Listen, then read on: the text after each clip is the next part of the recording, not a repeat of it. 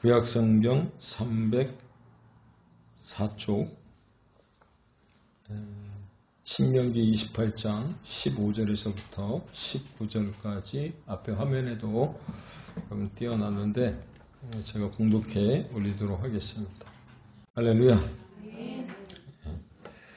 설교 서두부터 조금은 고상한 말씀을 하나 드리려고 합니다. 인생은 무엇입니까? 삶은 결함이지만 인생은 무엇이죠? 제가 생각하는 인생이란 길을 선택하는 순간들로 가득 차 있는 삶의 여정이 인생이지 않을까 그런 생각을 해봅니다. 수많은 인생에 대한 정의들이 있지만 이 말은 저의 말입니다. 길을 선택하는 순간들로 가득 차 있는 삶의 여정. 감사합니다.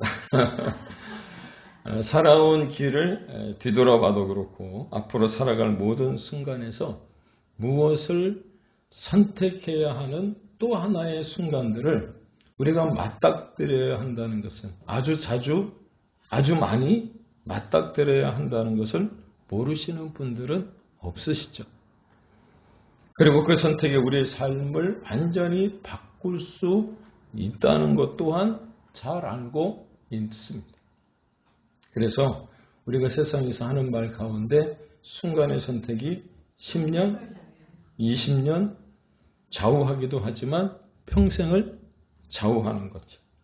그리고 그 가운데 우리 그리스도인들에게 있어서 가장 중요한 선택이 있다면 하나님의 말씀에 순종할 것인가 불순종할 것인가 그것을 판단해야 하는 어떤 선택의 순간이 온다는 거예요. 그리고 그 선택은, 그 판단은 오롯이 자기의 몫이라고 하는 거죠. 그런 면에서 신명기 28장은 이러한 선택에 대한 이야기를 담고 있습니다. 그럼에도 불구하고 저를 비롯한 많은 그리스도인들이 오늘 본문이 신명기 28장을 통독해 가다 보면 묵상하고 상고해 가다 보면 품게 되어지는 하나의 소망이 있어요. 사람은 누구나 다 성공하고 싶어 한다는 거죠. 복받는 인생, 복 있는 인생으로 살아가고 싶어 한다는 거예요. 왜냐? 성경에 등장하는 닉네임을 가진 많은 장들 가운데 신명기 28장은 축복과 저주를 함께 기록하고 있거든요. 특별히 68절로 되어져 있는데 축복의 말씀은 1절에서부터 14절까지, 저주의 말씀은 15절에서부터 68절까지의 말씀이 기록되어져 있어요. 어찌 보면 저주에 관한 말씀의 비중이 더 많음에도 불구하고 축복의 말씀을 읽고 또 묵상하는 가운데 그리스도인들 마음 가운데 품고 있는 소망이 무엇이냐면 하나님이 주시는 복을 받고 싶어 한다는 거예요. 그러나 시간은 쏜살같이 지나가고 세월은 자꾸만 흘러감에도 불구하고 삶의 진척은 없고 성장이 느껴지지 않을 수 있죠. 때로는 몇 달씩 제자리 걸음하는 것처럼 느껴지기도 합니다. 그럴 때 그런 순간을 맞이하게 되면 우리 그리스도인들이 하나님의 자녀로서 해야 할 선택에 있어서 망설이게 되어지는 것. 도대체 어떤 길로 또 내가 어떤 판단을 해야 될지 어떤 선택을 해야 옳은 것인지 우리가 갈림길에 놓일 때가 있다라고 하는 겁니다. 그럴 때 하나님의 말씀에 순종하겠다는 결단이 필요한 줄로 여러분 깨닫기를 바랍니다. 왜냐? 하나님의 말씀에 순종하느냐 그렇지 않느냐에 따라서 성공하느냐 성공하지 못하느냐 그런 판가름이 거기에 달려있기 때문입니다. 그렇다면 우리 그리스도인들에게 있어서 꼭 알아야 할 순종이라고 하는 게 도대체 무엇일까? 순종이라고 하는 게 무슨 말이죠? 잡종의 반대말인가요? 제가 웃자고 여러분들에게 말씀을 드리기는 했는데 이렇게 적어놓고 나니까 한편으로 의미가 있는 것 같아요. 지난주 우리 오후 예배 시간 레위기를 배우면서 거룩이라고 하는 단어를 잠시 언급을 했는데 히브리어로 카도시, 거룩이라고 하는 단어의 뜻이 무엇이냐면 그 거룩이라고 하는 단어가 주는 뉘앙스가 무엇이냐면 기독교에서 말하는 순종과 거의 흡사합니다. 그리고 그 순종이란 무엇이냐면 나를 전적으로 포기하는 거예요. 왜? 거룩이라고 하는 게 무슨 말이냐면 구별되었다라고 하는 뜻이거든요. 성도가 바로 거기에 있는 것 아닙니까? 구별된 사람들. 그렇다면 무엇으로부터 구별되었죠? 세상으로부터 구별되었기 때문에 나를 전적으로 포기하는 것. 따라서 순종이 무엇이냐면 전적으로 나를 포기하고 내 안에 주님 안에 내가 사는 것을 이야기하는 것. 믿습니까? 그래요. 순종이라고 하는 헬라어 단어가 휘페이코라고 하는 뜻을 가지고 있는데 휘페이코라고 하는 뜻이 무엇이냐면 의미가 무엇이냐면 항복이라고 하는 의미가 담겨 있어요. 여러분 항복했다 그러면 내가 두 손을 들고 그 사람에게 무릎을 꿇었다면 그 사람의 말에 그 사람의 명령에 복종하는 것, 순종하는 것 당연한 것 아니에요. 하지만 우리 모두는 항복이라고 하는 단어를 굉장히 싫어하는 것 같습니다.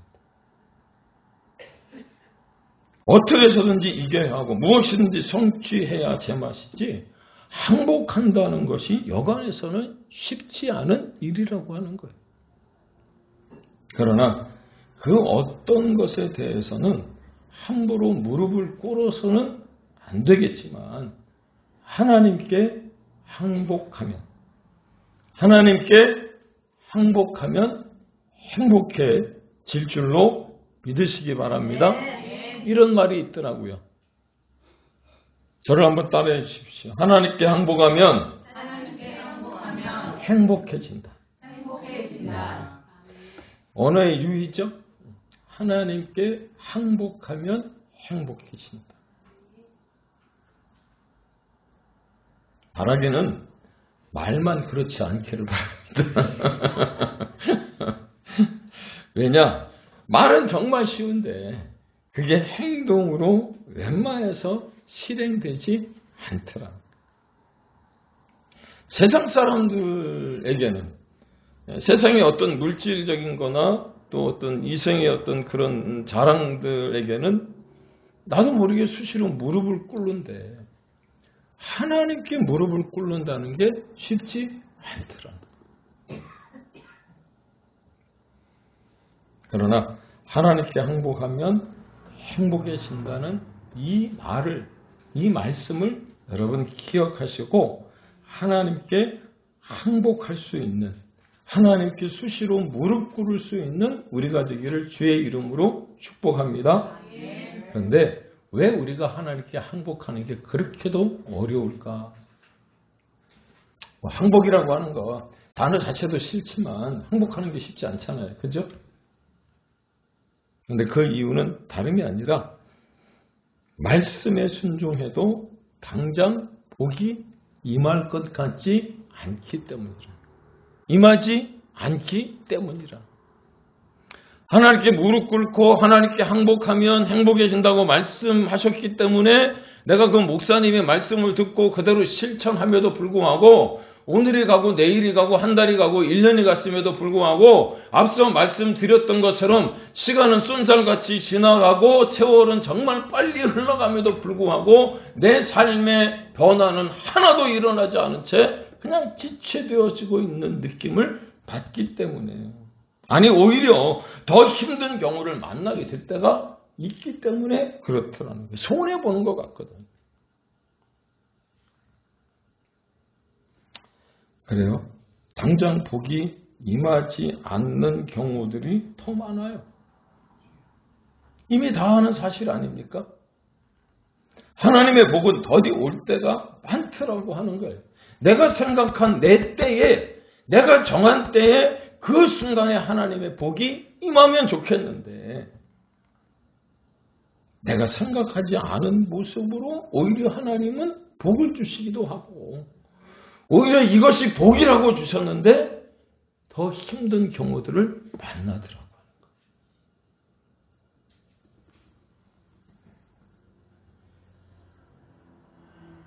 그런데 말입니다.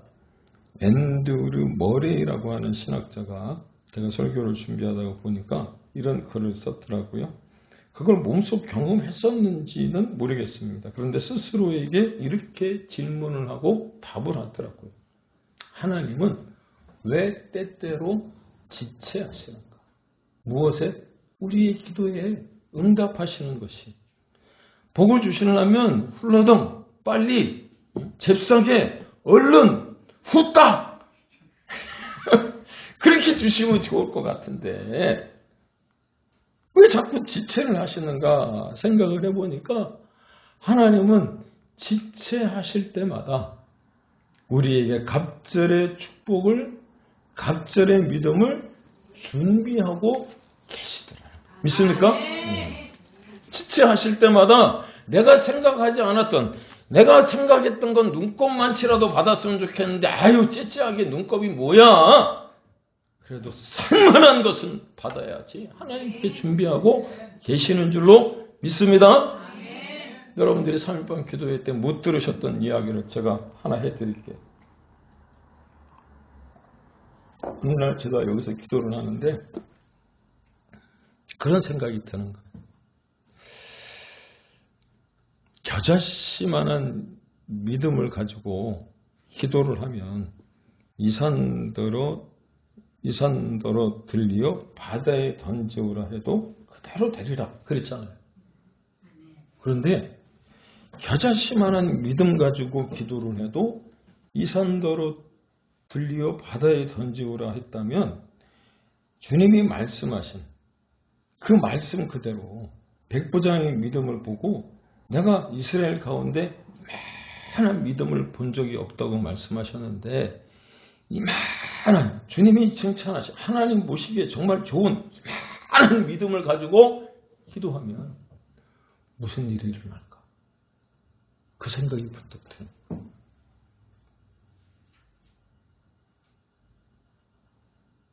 동의하시나요? 갑자기 가슴이 뭉클해지지 않나요?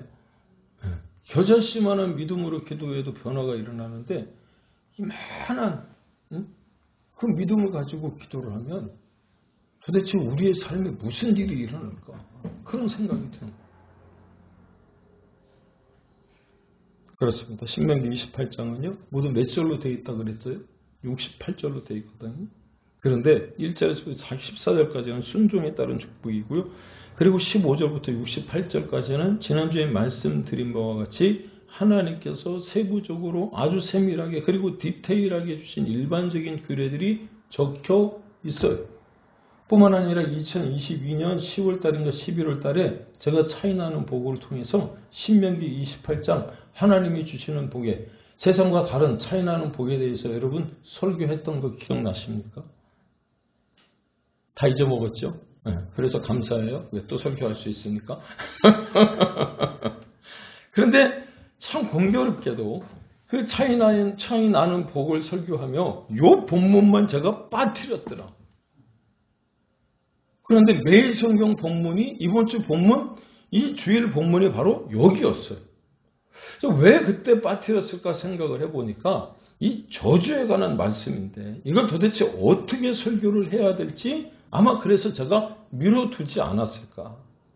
한 1년 반 정도 지난 다음 하나님이 또 기도하는 가운데 이 말씀에 대한 어떤 그 은혜를 부어주시는 거예요. 이게 무엇이냐면 아주 세부적으로 세밀하게 디테일하게 주신 일반적인 규례들을 적혀 있는데 하나님이 왜 저주에 대한 이야기들을 하고 계시느냐면 귀찮다고 못 본 체하고 못 본 척하고 불순종했을 때 하나님이 저주하시겠다고 말씀하시더라. 그런데 조금은 의아하게 생각이 되어진 것이 있어요. 지금 이 신명기서는 누구의 설교라고 그랬죠? 모세의 설교라고 그랬잖아요. 모세의 설교. 모세가 창세기, 출애굽기, 레위기, 민수기, 신명기 5권을 모세의 오경이라고 말하고 그 모세의 오경을 모세가 쭉 적는 가운데 신명기는 특별히 이스라엘 백성들에게 선포하는 설교예요. 설교.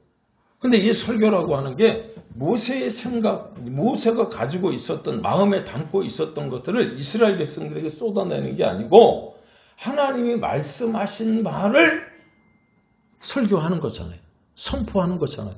그런데 그때 신명기 27장 11절과 14절, 이 신명기 28장 바로 앞장에 보면 축복의 산이라고 말하는 그리심산과 저주의 산이라고 말하는 에발산에 이스라엘의 12지파를 6지파씩 반반으로 나누어서 세워놓고는 그리심산에서는 이스라엘 백성들에게 축복의 말씀을 선언하게 하시고 에발산에서는 백성들을 향하여 저주의 말씀을 선포하게 하는 거예요. 그런데 저주의 말씀을 들었음에도 불구하고 축복의 말씀이 선포될 때는 아멘으로 화답하지만 저주의 말씀이 선포됨에도 불구하고 이스라엘 백성들이 산 아래서 그 말씀을 들을 때 여러분도 무심코 오늘 본문 말씀이 축복의 말씀이에요? 저주의 말씀이에요? 일종의 저주의 말씀이잖아요. 근데 봉독하고 난 다음에 아멘 하셨어요? 안 하셨어요? 아멘 하신 것처럼 이스라엘 백성들이 아멘으로 화답하더라는 거예요. 저는 여러분들의 믿음이라고 믿습니다. 그 말씀이 비록 나를 향하여 하는 저주의 말씀은 아닐지라도 성경에서 하나님이 우리에게 깨닫게 하시기 위하여 주시는 그 말씀에 아멘으로 화답하신 것이 이스라엘 백성들에게 있어서 믿음이더라고 하는 거예요. 믿음. 축복의 말씀을 전해도 아멘 할까 말까 하는데 저주에 대하여 선포하고 있는 그 에발산의 6지파에게 아멘으로 화답하고 있는 것, 이게 바로 우리가 본받아야 될 신앙이 아닌가. 그렇다고 해서 여러분, 하나님이 이 시간 여러분들에게 저주의 말씀을 퍼보려고 하는 게 아니고요. 오늘 설교의 제목이 뭐였어요? 저주에서 축복으로. 그러면 저주가 어떻게 복이 되는가? 예수님께서 이미 우리 대신 저주를 받으심으로 우리가 율법의 저주에서 속량을 받게 되었기 때문. 믿습니까? 네. 그래서 다시는 종의 멍에를 매지 말라. 왜? 자유인인데. 자유인임에도 불구하고 스스로 종의 멍에를 메고 목에 사슬을 끼워서 여러분, 그렇게 종노릇하지 말라는 거예요. 예수님이 우리를 대신하여 저주를 받으시고 우리가 율법의 저주에서 속량받아 자유함을 얻었고 하나님께서는 예수 그리스도 안에서 모든 저주를 멸하시고 저주가 복이 되게 하신 거예요. 믿습니까? 그래서 사도 바울은 로마서 8장 28절을 통해서 우리가 알거니와 하나님을 사랑하는 자 곧 그 뜻대로 부르심을 입은 자들에게는 모든 것이 협력하여 선을 이룬다고 말씀하세요. 믿습니까? 그 고난도, 역경도, 근심도, 걱정도, 염려도 하나님은 선으로 바꾸셔서 할렐루야. 합력하여 선을 이루시는 거예요.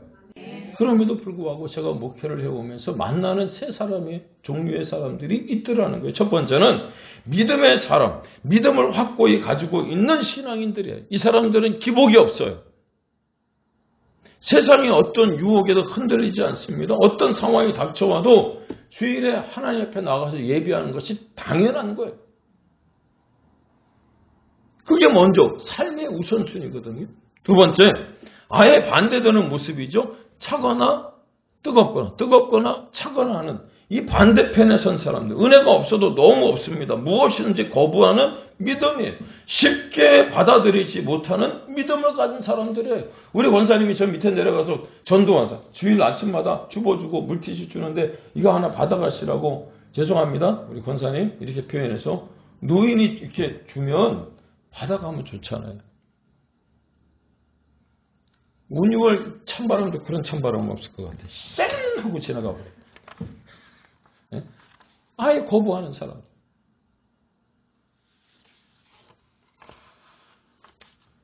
세 번째 사람은 어떤 사람이냐?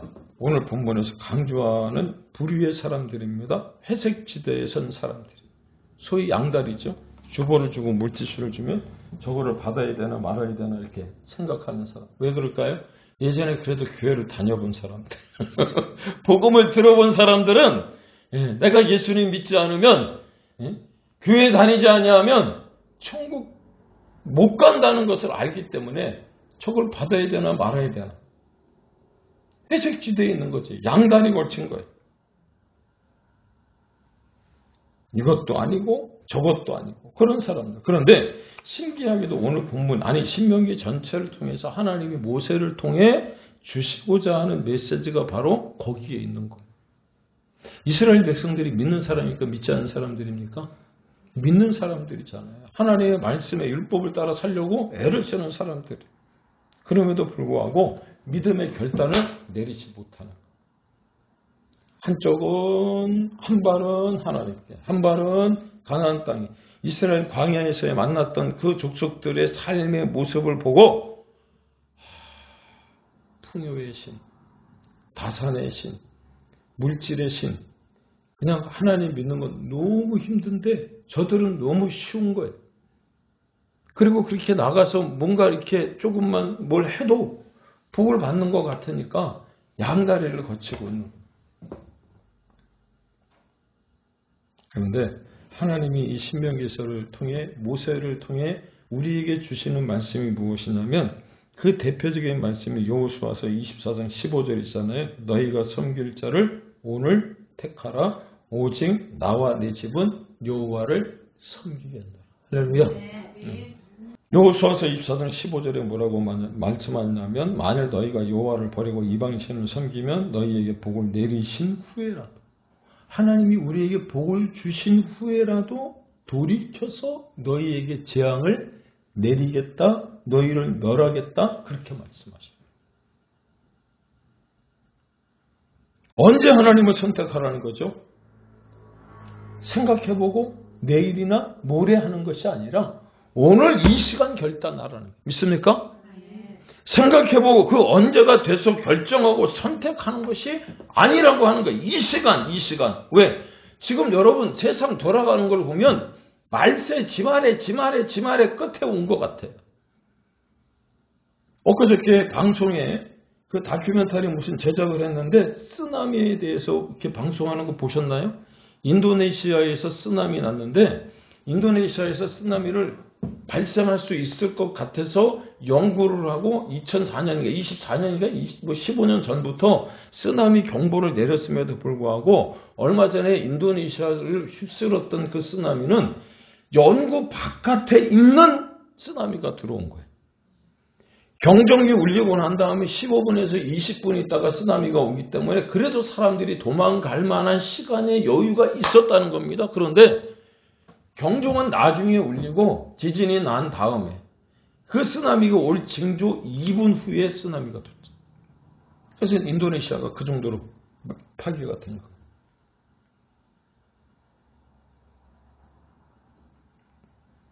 여러분 내일 모레 언제 주님이 오실지 다시 오실지 모르는 게 있습니다. 지금 이 순간 이 시간 우리가 선택하지 않으면 안 된다는 거예요. 따라서 이 신명기 오늘 이 저주의 말씀 이 하나님의 말씀 이 전주를 선포하는 이 하나님의 말씀의 의미가 무엇이냐면 확 믿어버리라는 거예요. 믿습니까?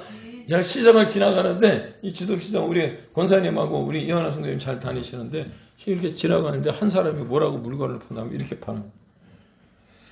살라면 사고 안 살라면 사고 안 살라면 뭐래? 안 사고가 아니고 안 살라면 사고 저게 뭔 말일까? 가만히 생각을 해보고 설교를 준비하는데 그게 떠오르는 거예요. 믿으려면 믿고 안 믿으려면 믿고 그렇게 해야지.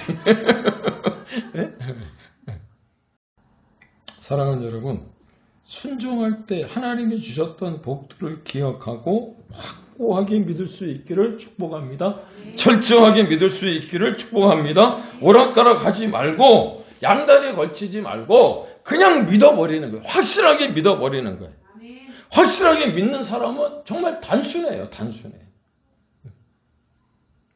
이것저것 재지 않는다는 거예요. 이런 사람들은 생리적으로 그냥 믿어버리는 거예요. 저는 이것도 복이라고 생각이 들어요. 믿어야 되는 거지. 말아야 되는 거지. 하지만 오늘 본문부터 마지막 절까지 보면 참 우리가 읽기 부담스러운 저주에 관한 이야기들이 계속 나와요. 그런데 왜 이 저주에 관한 이야기들을 적어 놓았습니까? 잘 들으시기 바랍니다. 하나님이 겁주려고 하는 게 아니에요. 우리를 위협하려고 하는 게 아니에요. 우리를 고생시키기 위한 하나님의 조치가 아니라는 거예요. 강한 부정은 뭐라 그랬어요? 긍정이라고 했어요. 긍정. 즉 축복을 더 강조하기 위해서 말씀하고 있는 거예요. 하나님의 말씀을 잘 듣지 않는다고 하나님이 괜히 심술 부리는 것 아니고요. 따라서 저주를 통해 하나님의 인자하심과 자비하심을 발견할 수 있어야 된다는 거죠. 제가 이 15절에서부터 쭉 저주의 말씀들을 손으로 하나씩 이렇게 꼽으면서 이렇게 짚어가면서 제가 말씀을 읽어봤더니 여러분도 그런 축복이 있기를 주의 이름으로 축복합니다. 그 말씀들에 하나님이 주시는 그 저주, 하나님의 어떤 그 경고들이 모두가 다 내가 받아야 될 것들이더라는 거예요. 그런데 감사한 게 무엇이었느냐면 내가 살아가는 모든 것 하나하나가 그 저주를 받은 게 아니고요. 하나님이 저에게 복을 주시기 위해서 이렇게 경계의 말씀으로 주신 말씀들이었기에 그냥 하나님의 감사, 하나님의 긍휼, 하나님의 자비, 하나님의 사랑 이런 것들이 저에게 이렇게 느껴지는 거예요. 여러분도 집에 가서 한번 읽어보세요. 그러므로 이 시간 다시금 주위에서 들을 수 있기를 바라는데 저주를 받는 이유, 저주의 요소들을 15절부터 쭉 적어놓은 이유가 무엇이냐면 이런 저주의 요소가 올 기미가 보이면 그래서 주님의 십자가를 바라보며 하나님의 말씀을 따라 앞으로 가라는 거예요. 앞으로 가라고 하는 의미가 무엇입니까? 순종의 자리로 나가라는 거예요. 하나님 앞에 무릎 꿇으라는 거예요. 믿습니까? 그럼에도 불구하고 세상 사람들 중에 가장 어리석은 사람이 무엇이냐? 이 말씀이 있음에도 불구하고 순종의 자리로 나가지 않고 하나님께 대항하는 사람들이에요. 정말 그런가? 아니요. 나중에 말씀을 드리겠지만 오늘 15절에 첫 단어가 뭐예요? 만일. 만일. 이 만일이라고 하는 뜻이 무엇이냐면 하나님이 주시는 이 경계의 말씀이 실제가 되지 않도록 우리의 삶을 여러분 한번 점검해 보라고 하는 줄로 여러분 깨닫기를 바랍니다. 이 말씀이 진짜인지 아닌지 이 몸소 체험하는 사람만큼 바보가 없다니까요.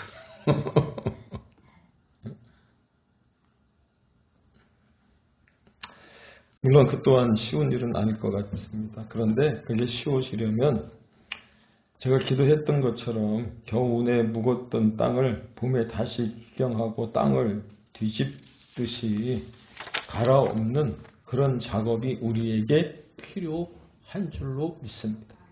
때로 불같은 성령의 역사를 기대하고 기도하셨을 때 하나님의 우리의 마음을 만져주시는 아픔이 있을지 모르겠습니다. 그런데 비록 그 아픔이 있다고 할지라도 그리 하셔야 돼요. 동의하십니까?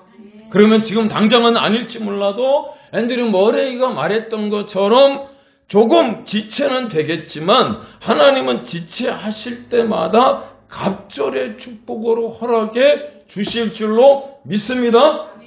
앞에 말씀에 보면 뭐라 그랬어요? 오늘은 저주의 말씀이지만 이 1절에서부터 쭉 나오는 말씀 가운데 내 몸의 자녀와 내 토지의 소산과 내 짐승의 새끼와 소의 양의 새끼가 저주를 받을 것이라 라고 하는 말씀 앞에 나온 게 뭐냐면 복을 받을 것이라는 거잖아요. 믿습니까? 네. 지금 당장 나는 못 받아. 억울할 수는 있지.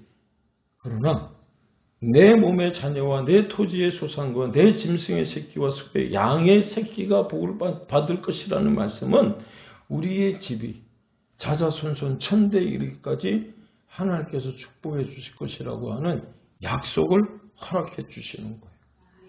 보십시오. 본문 15절에 만일이라고 하는 단어가 등장을 하잖아요. 앞서 말씀드렸던 것처럼 여러분 몸으로 체험하는 것 어리석은 일이라고 하는 거예요.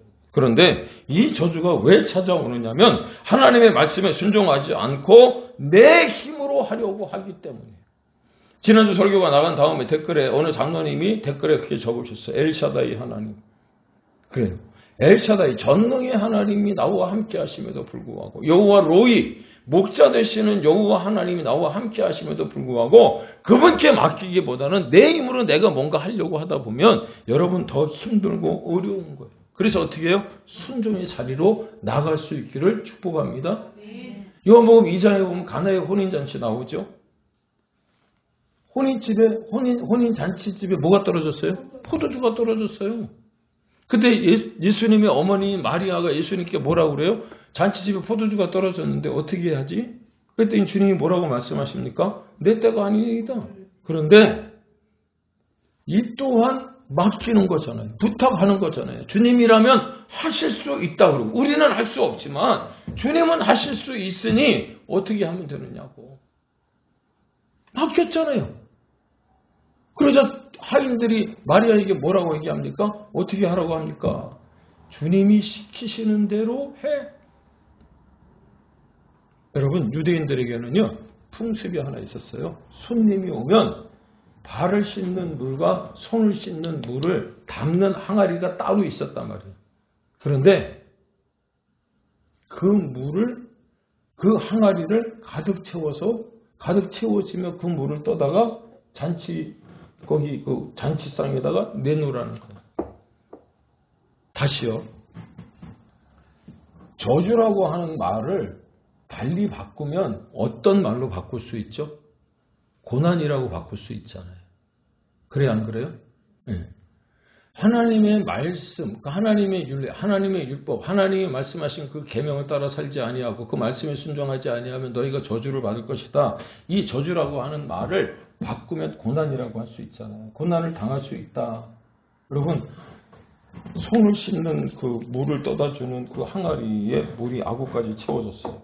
그거 떠다줘. 먹는 물 항아리도 아니고 손 씻는 물. 여러분 혹시 물이 없으면 저도 가끔 그래요. 이제 물이 좀 필요할 때 뭐 예를 들어서 뭐 공중 화장실 가고 물 틀어서 손 씻다가 이게 마시기도 하지만 그 물 못 마시잖아요. 더러워서. 그죠? 입만 헹구고 버려요. 꼭 마신다고 생각하지 마시고. 예. 그래도 입만 헹군다는 게 이게 쉽지 않잖아요. 그죠? 근데 이거 떠다 주라 그러면 그거 고난 아니에요? 하인들에게 있어서 저걸 도대체 어떻게 해야 되지? 그런데 그 말씀을 따라 순종했어요? 안 했어요? 순종했더니 물이 포도주를 줬다.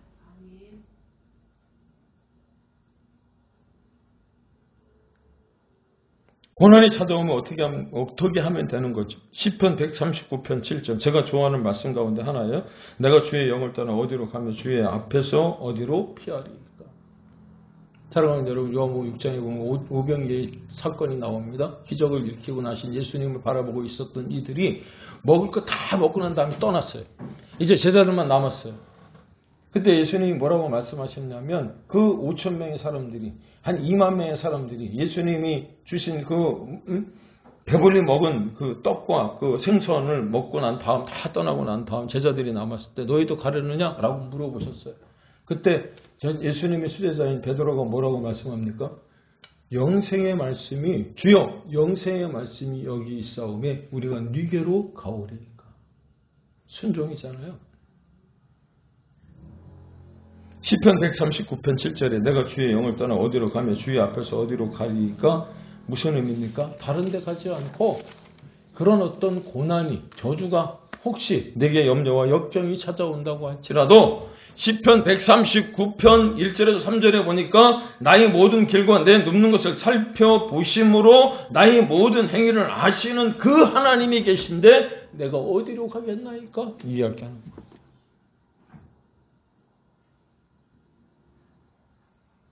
이게 여러분 믿음인 줄로 깨닫길 바랍니다. 그러므로 고난은 곧 주님과 함께 할 수 있는 기회예요. 기회. 믿습니까? 고난이 오면 주님이 나와 더 가까이 하고 싶어 하시는구나. 여러분 그렇게 믿으셔야 돼요. 아멘. 그러므로 17절부터 24절 읽지는 않았습니다만 그 뒤에 68절까지 계속해서 나오는 저주의 말씀 읽는 사람도 힘이 들지만 힘들게 기록해 둔 이유가 무엇이냐면 전에도 말씀을 드렸는데 이게 하나의 사인이에요. 사인. 알람이란 말이에요. 여러분 자다가도 알람이 울리면 벌떡 일어나게 되잖아요. 좀 더 눕자, 좀 더 자자, 좀 더 궁핍이 뭐같이 온다 그랬어요. 그래서 그거 알고 알람 소리 울리면 벌떡 일어나듯이 이런 말씀이 경계의 말씀으로 우리에게 다가올 때 알람이 울리면 우리가 자다가도 벌떡 일어나듯이 말씀에 순종하고 겸손함으로 하나님께 나아간다면 저주가 축복으로 바뀌게 되는 줄로 믿습니다. 그럼에도 불구하고 혹시 연약하다면 그 연약함 때문에 은혜의 중심을 발견하게 되는 인생 나의 나약함으로 말미암아 그 자리에 주저앉고 싶을 때 그 자리가 은혜의 토대가 되는 인생이 되기를 주의 이름으로 축복합니다. 그래 예수님만이 우리에게 저주를 축복으로 바꿀 힘이 있으세요. 믿습니까?